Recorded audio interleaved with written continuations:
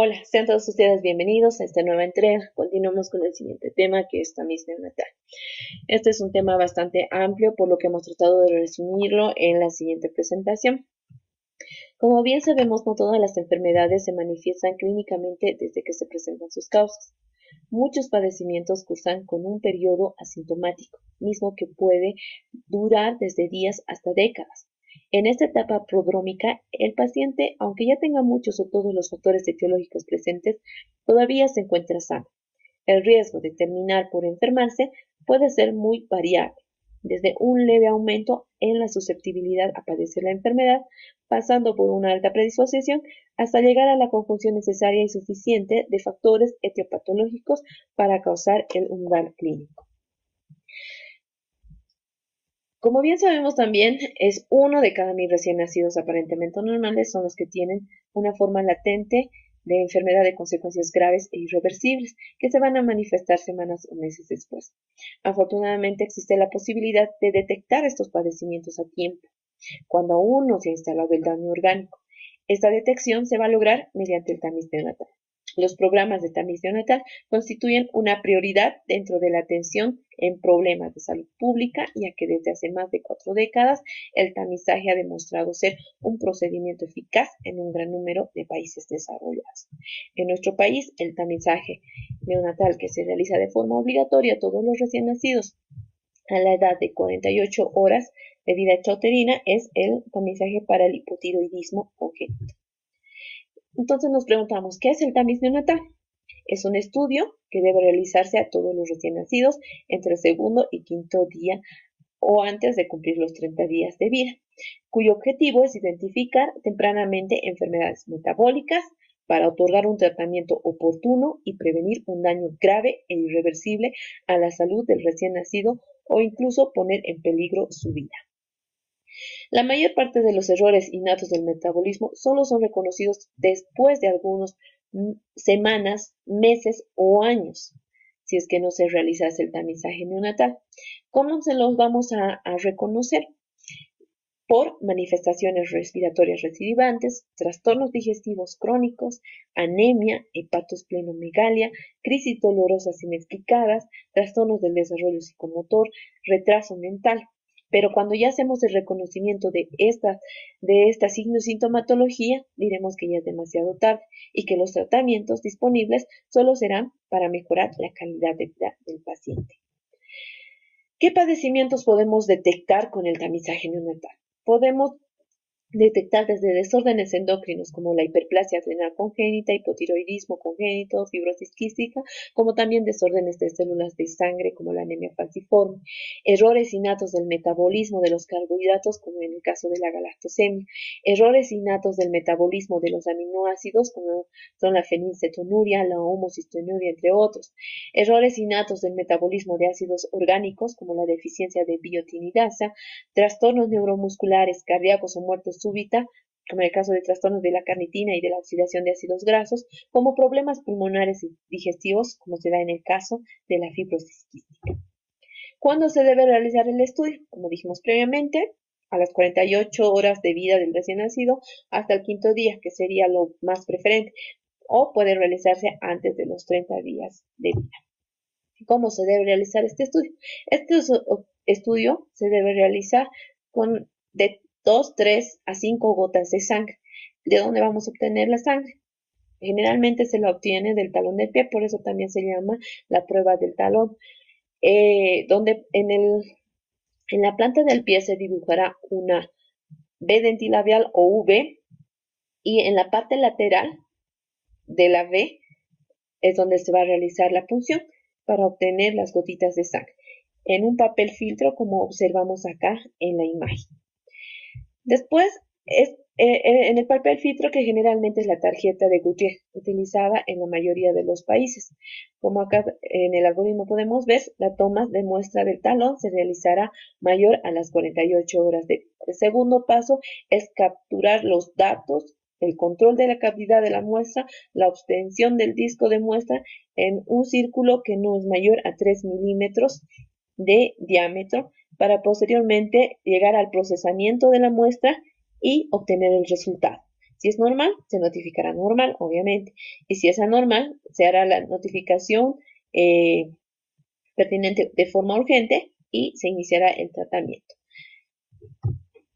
¿Cuáles son los criterios que debe satisfacer una enfermedad para ser incluida dentro de un programa de detección precoz neonatal? Son que la enfermedad curse con una morbilidad mental o física severa y o mortalidad si no se diagnostica en el periodo neonatal. La búsqueda clínica mediante un simple examen físico no es efectiva y no identifica la enfermedad en este periodo. Que exista un tratamiento efectivo disponible, que el tratamiento precoz mejore significativamente el pronóstico, que la enfermedad tenga una incidencia relativamente elevada, mayor a 1 por 10.000 o 15.000 recién nacidos, y que exista un test analítico de cribado rápido, sencillo, fiable y de bajo coste. El tamiz neonatal básico. ¿En qué consiste? Este procedimiento, que ha sido efectivo, es para el diagnóstico precoz de 4 errores innatos del metabolismo, que son el hipotiroidismo congénito, la fenilcetonuria, la galactosemia y la hiperplasia suprarrenal congénita. Recordemos del anterior tema, el hipotiroidismo congénito. Lo principal que debemos recordar es que es una situación resultante de una disminución congénita de la actividad biológica tisular de las hormonas tiroideas, bien por producción deficiente a nivel hipotálamo hipofisario, tratándose del hipotiroidismo central, o a nivel tiroideo, hipotiroidismo primario, o bien por la resistencia a su acción o alteración de su transporte en los tejidos DIAN, que consistiría en el hipotiroidismo periférico. El diagnóstico, acá tenemos el índice de Letard, donde nos muestra la signosintomatología que este padecimiento tiene. Por ejemplo, en los niños podemos encontrar la hernia umbilical, problemas de alimentación, hipotonía, estreñimiento, macroglosia, inactividad, el moteado cutáneo, piel seca. Cuando es recién nacido podemos encontrar una fontanela posterior amplia y la fase característica, ¿no?, de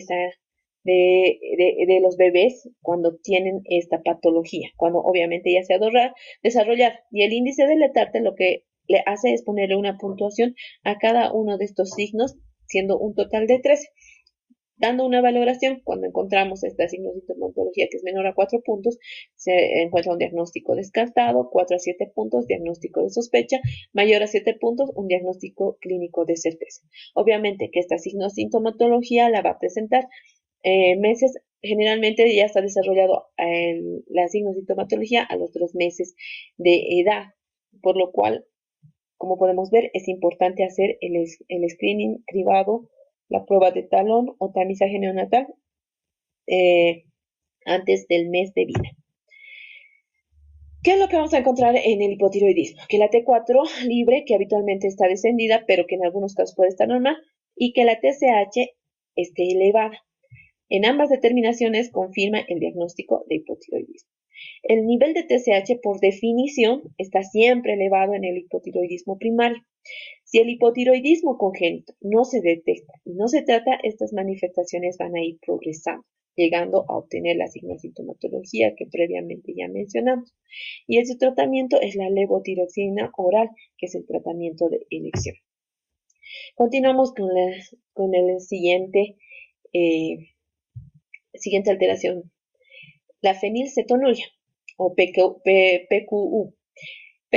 del inglés fenilketonuria. Es un trastorno heredado que afecta a la química del organismo y que, si no se trata oportunamente, provoca el retraso mental.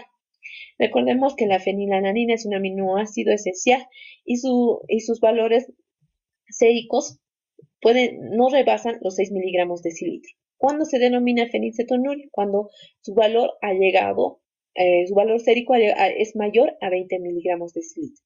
Y la hiperfenilalanemia, cuando el valor está entre 6 y 20 miligramos de decilitro. ¿Qué es lo que causa?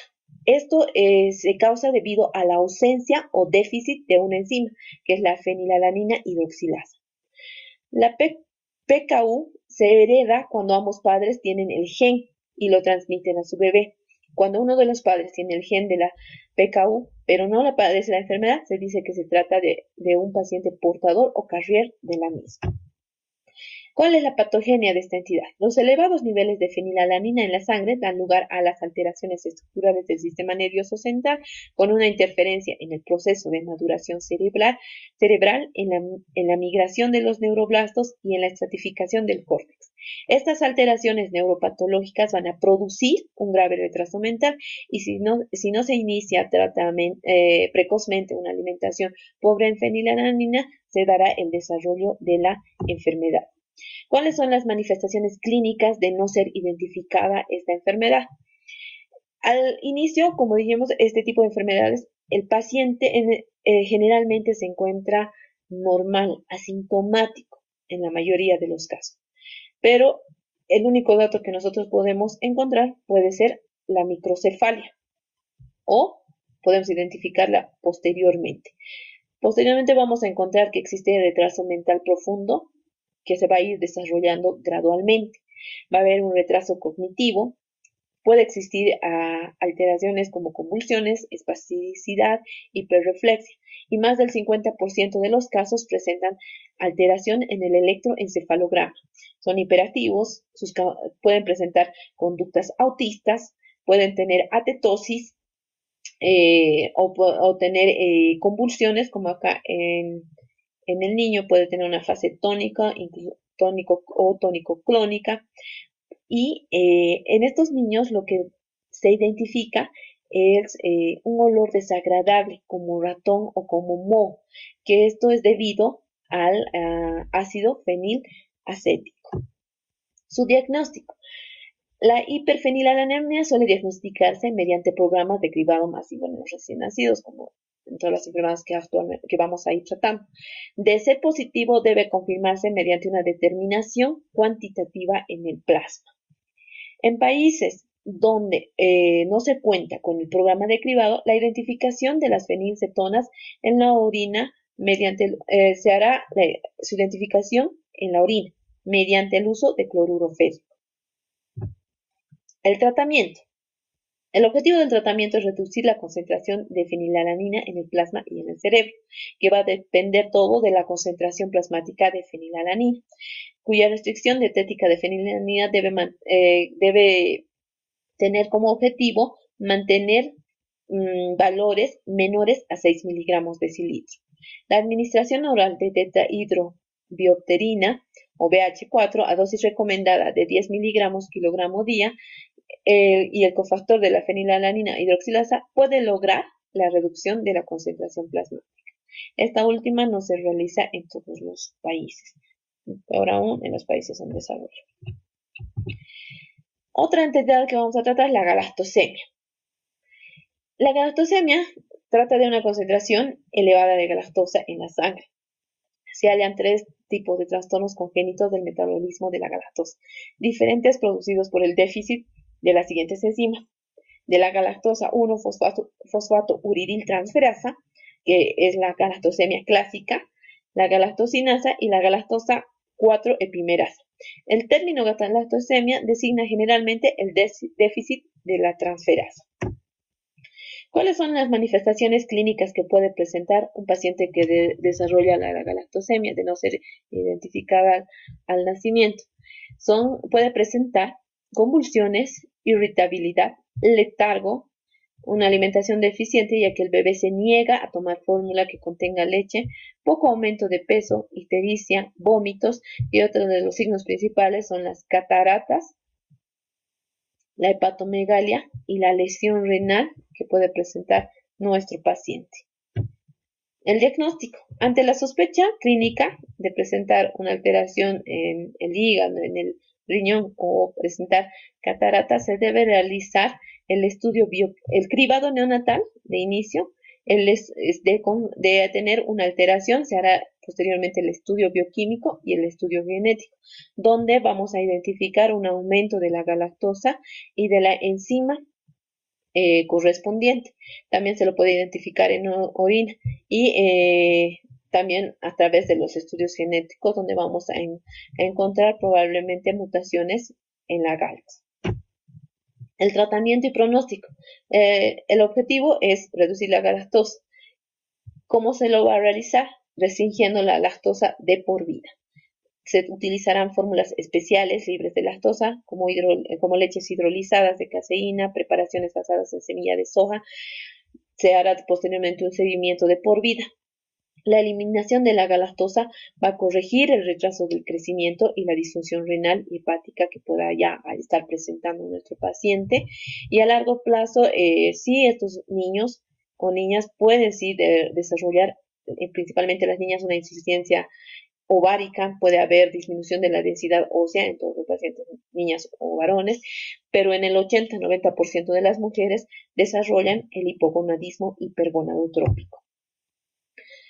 Otra enfermedad que se puede diagnosticar mediante el tamiz básico, neonatal básico, es la hiperplasia suprarrenal congénita. Este es un trastorno hereditario de la esteroidogénesis suprarrenal del cortisol. El déficit de cortisol es un hecho común a todas ellas y se produce por un mecanismo de retroalimentación negativa, un aumento de la producción de hormona adrenocorticotropa y secundariamente una hiperestimulación de la corteza suprarrenal, motivando una elevación de los esteroides previos al bloqueo enzimático. Todas las formas de hiperplasia suprarrenal congénita se heredan de carácter autosómico recesivo. Esto va, como dijimos, hay varias formas que incluyen un grupo de trastornos interrelacionados que conducen a la síntesis de cortisol.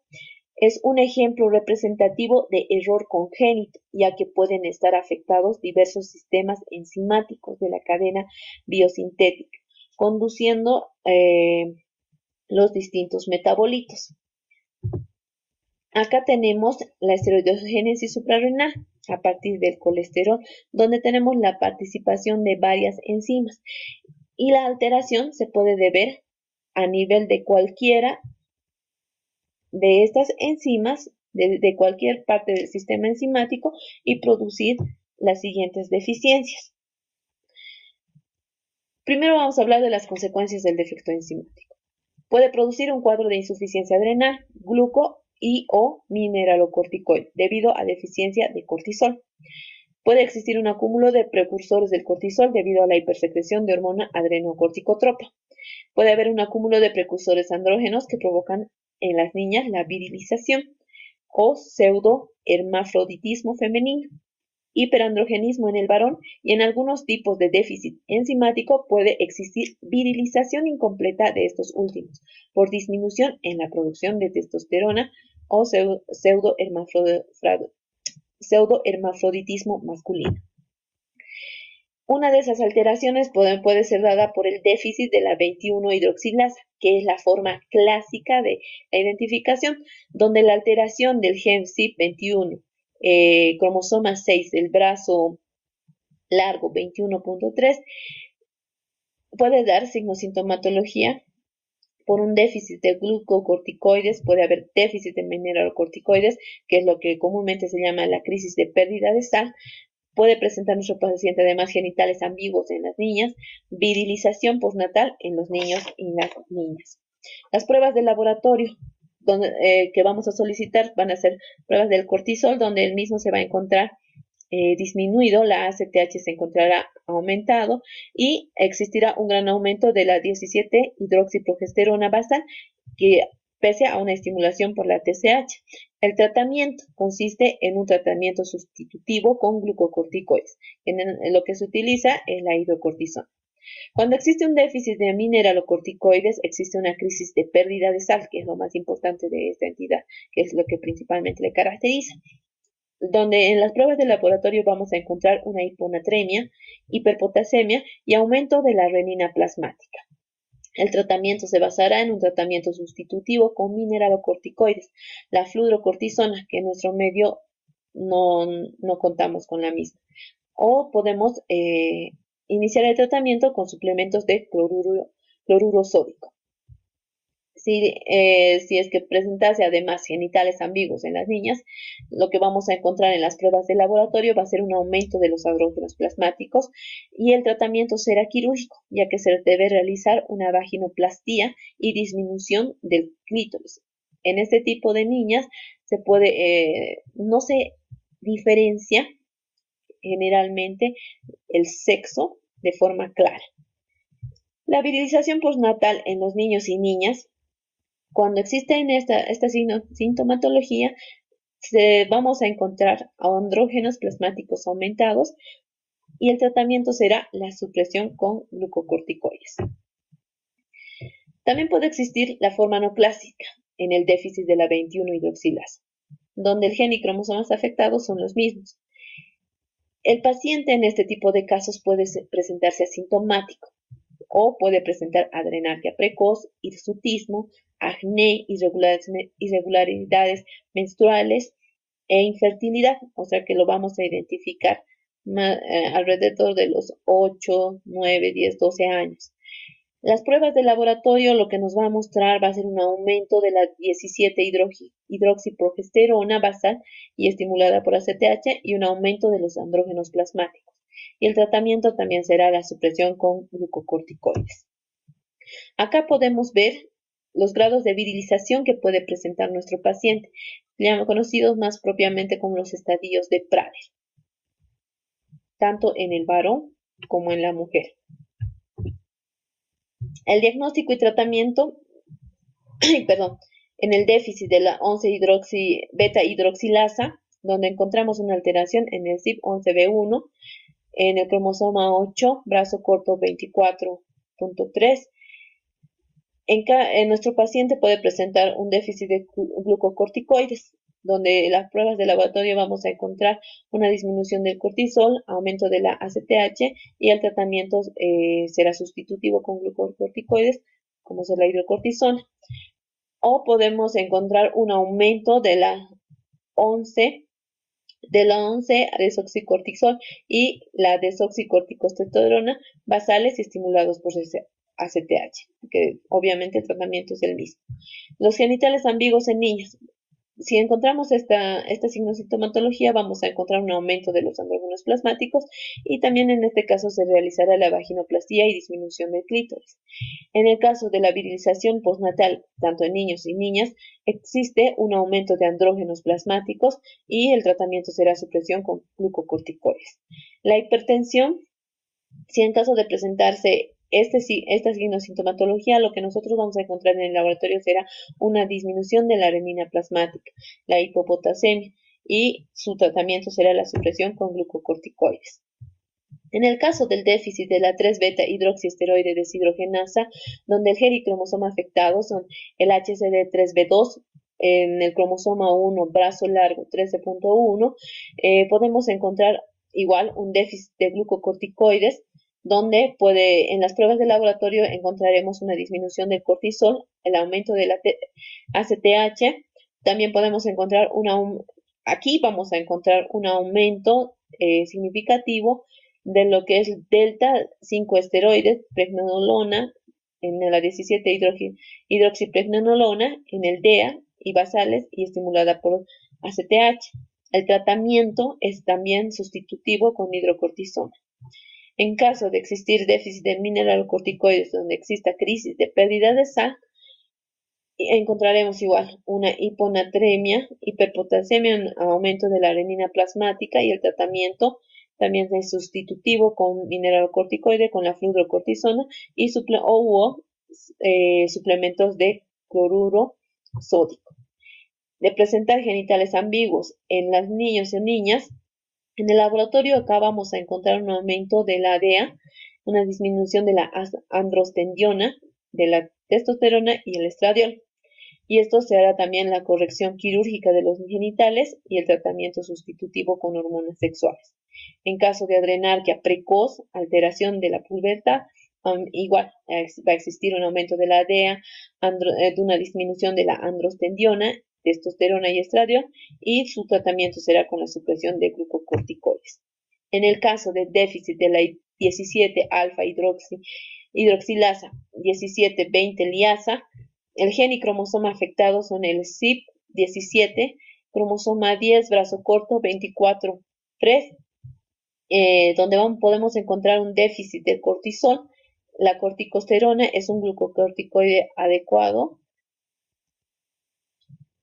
En las pruebas de laboratorio aquí lo que vamos a encontrar Va a ser una disminución del cortisol, aumento de la CTH, aumento de la DOC, corticosterona, niveles bajos de esteroides de la 17 hidroxilado, mala respuesta de la CTH. Y su tratamiento será la administración de hidrocortisona. En caso de presentar genitales ambiguos en los niños, vamos a encontrar disminución igual de los andrógenos plasmáticos, la mala respuesta a la hormona gonadotrópica,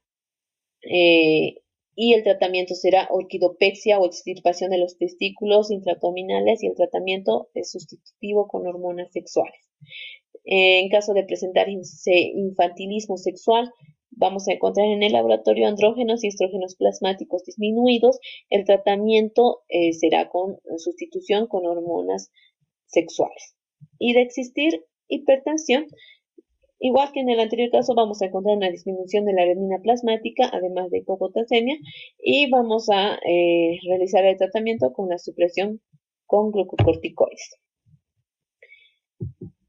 En caso de que haya una deficiencia de la proteína STAR, el gen y cromosoma afectados son el gen STAR, el cromosoma 8, brazo largo 11,2, donde también vamos a, como observamos en la tabla, podemos tener desde genitales ambiguos en los niños, escaso desarrollo puberal, insuficiencia ovárica prematura en mujeres, déficit de glucocorticoides, déficit de mineralocorticoides con la respectiva crisis de pérdida de sal, encontrando en los exámenes de laboratorio desde una CTH elevada, hiponatremia, hiperpotasemia, disminución de la aldosterona, aumento de la renina, o aumento de la folículo estimulante, luteinizante, disminución del estradiol, después obviamente de la pubertad por el escaso desarrollo puberal, y el tratamiento va a consistir, igual que en anteriores casos, con la administración de hidrocortisona, de la fludrocortisona, o poder realizarse orquidopexia o extirpación de testículos intraabdominales,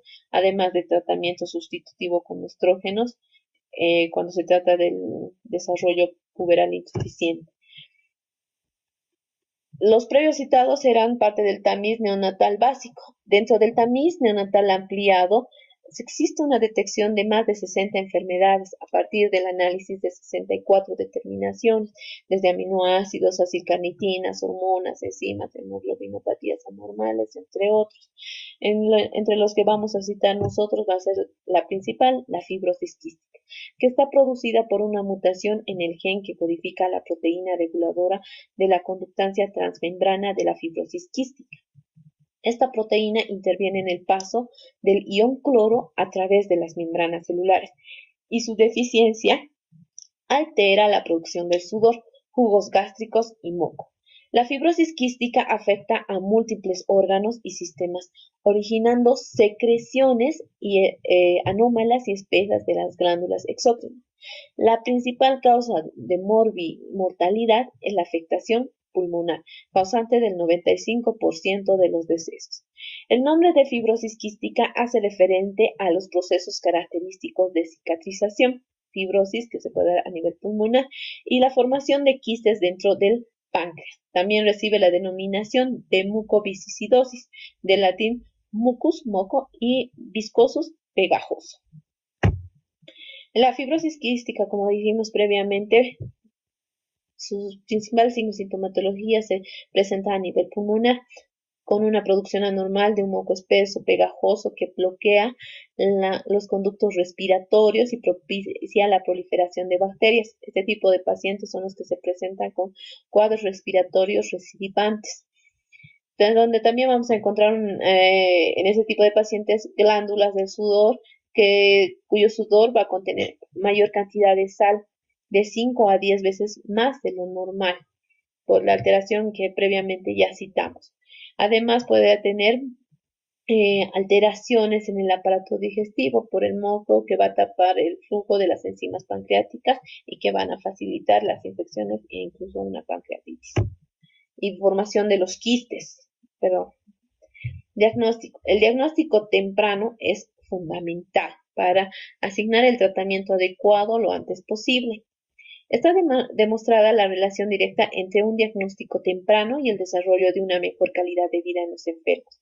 También se puede diagnosticar por la prueba del sudor que puede ser positiva cuando encontramos un sodio mayor a 60 miliequivalentes por litro y por la identificación de mutaciones compatibles con la fibrosis quística. En nuestros países, cuando no existe el cribado neonatal, se los encuentra ya pacientes con alteraciones, manifestaciones respiratorias crónicas, recidivantes, en el cual el único examen que podemos nosotros a veces realizar es solamente la prueba del sudor. El tratamiento hoy por hoy es incurable, como podemos ver, pero que se aplican, los que se aplican están destinados a paliar los efectos de la afección y a lograr una mejoría integral de la salud del afectado. El paciente debe recibir una atención integral. El tratamiento temprano va a favorecer que el paciente tenga una mejor calidad de vida y esperanza de vida. Para conseguirlo, las personas tienen que realizarse revisiones periódicas que incluyan controles de capacidad pulmonar, balances de grasa, cultivos, etc. El trasplante pulmonar es una de las nuevas esperanzas para alargar la vida de los pacientes con fibrosis quística, a los que la enfermedad ha deteriorado irreversiblemente su tejido pulmonar, siendo que estos pacientes en la mayoría de los casos no sobreviven más allá de las 4 décadas. Según Girón, los tratamientos sintomáticos que se aplican en la fibrosis quística son a nivel respiratorio, con fisioterapia respiratoria, ejercicio físico, sustancias mucolíticas e hipertónicas y antibióticos por vía oral, inhalada o intravenosa, según precise el paciente y según el grado de alteración también que presente, obviamente.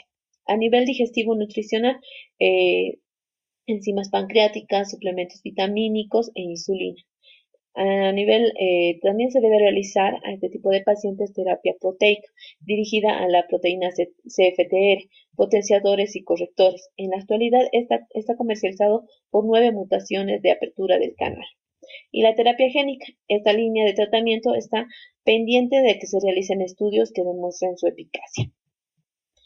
Otra alteración que se puede identificar con el tamizaje ampliado es la anemia falciforme, que corresponde a las hemoglobinopatías, que son un grupo de enfermedades genéticas producidas por alteraciones cualitativas y cuantitativas.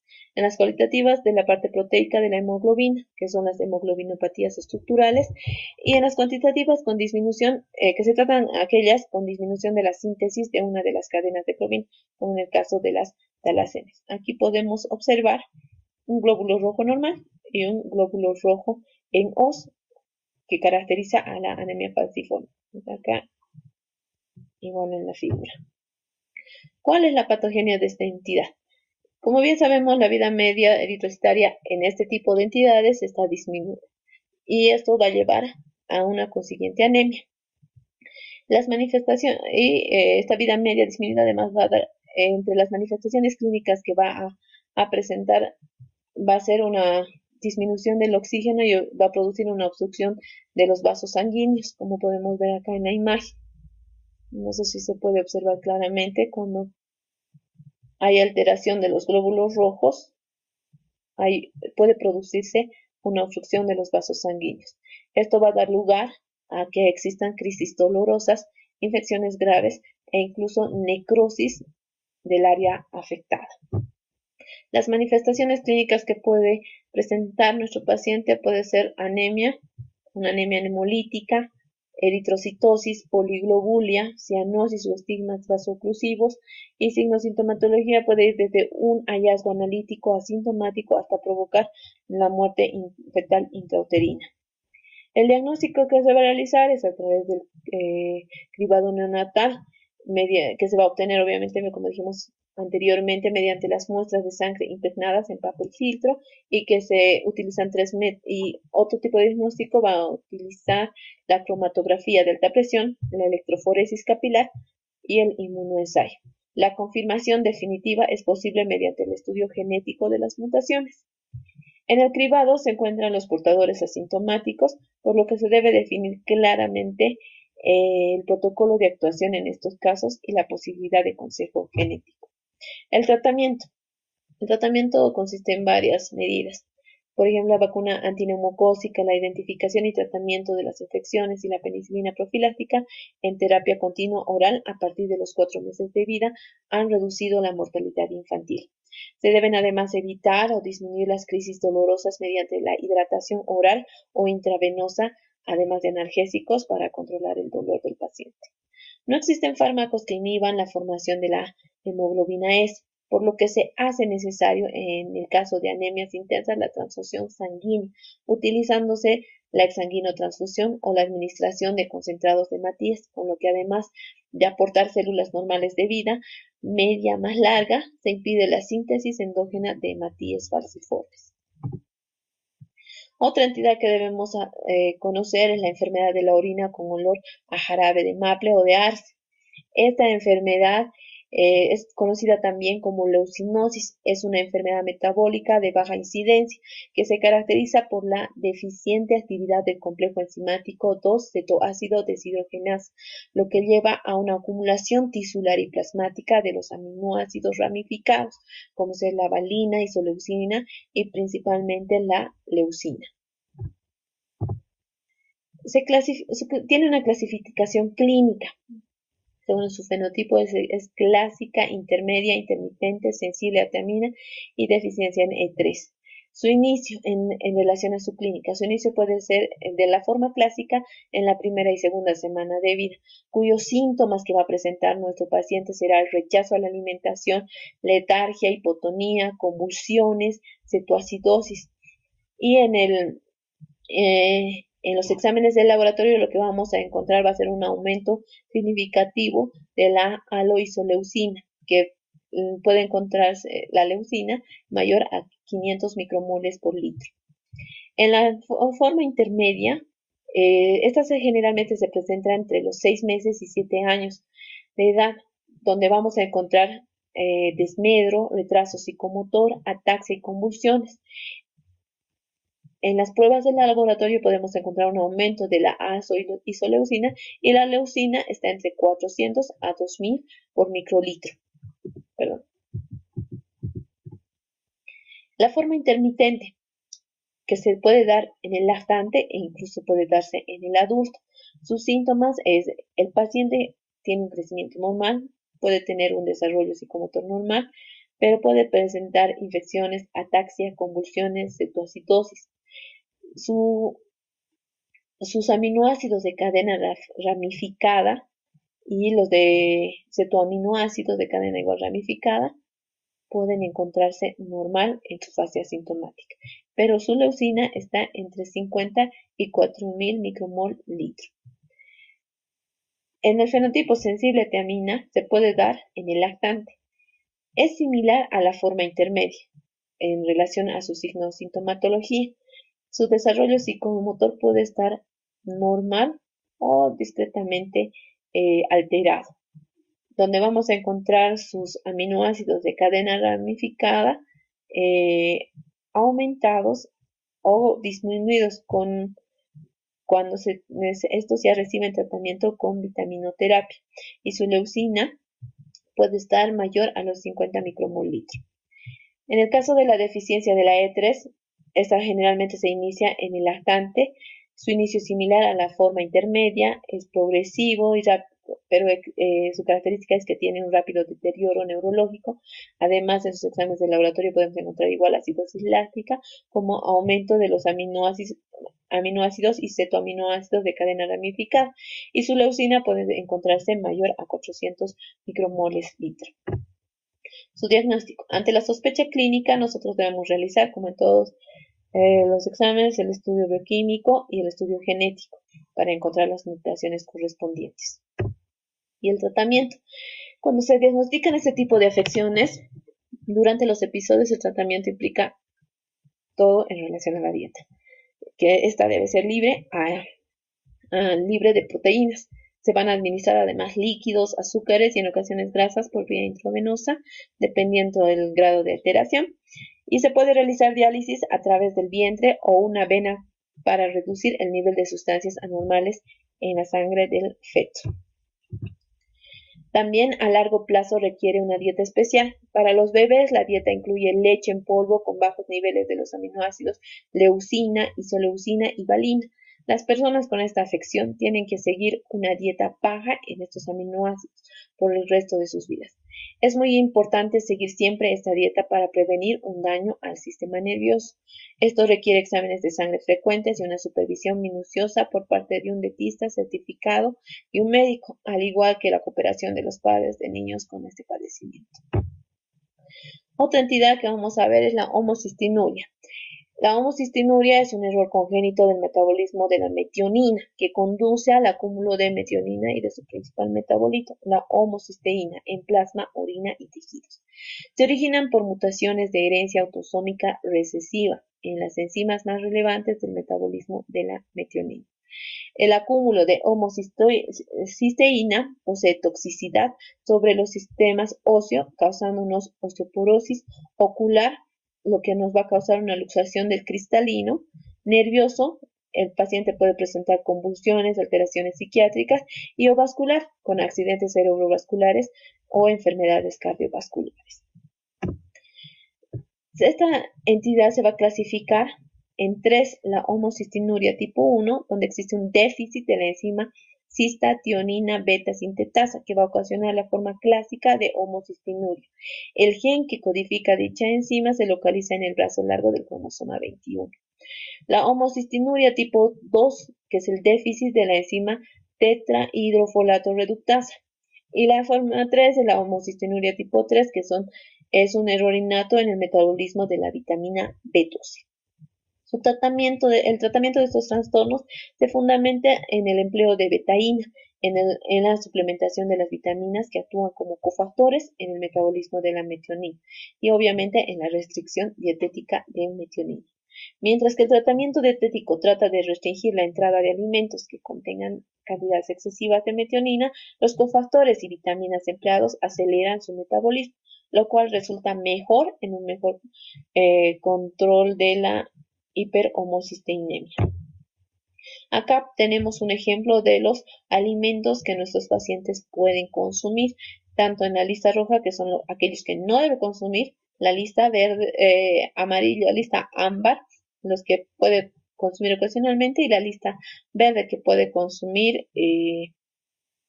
nuestro paciente son aquellos que van a tener un contenido pequeño de metionina.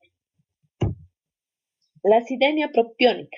Este tipo de acidemia es una acidemia orgánica rara, que es uno de los errores del metabolismo más frecuentes, un caso por cada 100.000 nacidos vivos. Tiene herencia autosómica recesiva, está causada por la deficiencia de la propionil coenzima A carboxilasa, en sí que es una enzima dependiente de la biotina, produciéndose una alteración en el catabolismo de los aminoácidos por un excedente del ácido propiónico y alteración del nivel de la carnitina libre, que se une al exceso del ácido para esterificarlo y evitar su toxicidad. La principal característica de dicho déficit es la presencia de elevadas concentraciones de propionato en sangre y orina. Acá podemos ver en la imagen una paciente con diagnóstico tardío de acidemia propiónica, cuyas manifestaciones clínicas fueron vómitos, hipotonía, hiperapneas, letargias, convulsiones, alteraciones hepáticas, acidosis metabólica. Posteriormente ha presentado infecciones frecuentes, había antecedentes de retardo mental del desarrollo de atetosis, parálisis cerebral, coma intermitente, y que todo esto puede terminar en un desenlace fatal. Entre las alteraciones bioquímicas comprobables incluyen una acidosis metabólica con cetosis, lactoacidosis, incremento del anion gap, hiperamonemia y la hipoglucemia ocasional. Su diagnóstico se va a basar en 3 pilares fundamentales. Primero, en la sintomatología clínica, donde puede encontrarse una forma severa neonatal, una forma crónica intermitente y una forma lentamente progresiva. El otro pilar es el análisis básico de orientación, donde los hallazgos más significativos son la acidosis, la hiperamoniemia, la cetonemia, la cetonuria y la pancitopenia. Entre los exámenes bioquímicos específicos Para el caso concreto de la acidemia propiónica, y como ya se ha comentado, se detectan los metabolitos metilcitrato y 3-hidroxipropionato en orina, cuerpos cetónicos derivados del propionato y el propio propionato en plasma. Además, puede existir cistinuria y lisinuria, con disminución de la carnitina libre en suero y aumento de las acilcarnitinas en suero y orina. El diagnóstico definitivo y diferencial de la acidemia propiónica se debe establecer mediante pruebas de actividad de la propionil-CoA carboxilasa y en fibroblastos o linfocitos. El tratamiento. Durante el periodo neonatal, ante la sospecha de la acidemia orgánica, se deberá actuar de la siguiente forma. Primero debemos suprimir el aporte proteico y favorecer el metabolismo de otras rutas, aumentando el aporte calórico. Vamos a hidratar y forzar la diuresis con soluciones glucosadas al 10% con electrolitos durante las primeras 24 horas. Además, debemos corregir la acidosis si el pH está menor a 720. Ello se consigue mediante una terapia alcalinizante, por ejemplo, en algunas ocasiones, si así lo requiere, con bicarbonato sódico vía parenteral. También tenemos que hacer el tratamiento de las infecciones intercurrentes que pueda presentar, además de la administración de biotina, riboflavina, tiamina e hidroxicobalamina a modo de ensayo terapéutico para cubrir las distintas posibilidades de acidemia orgánica.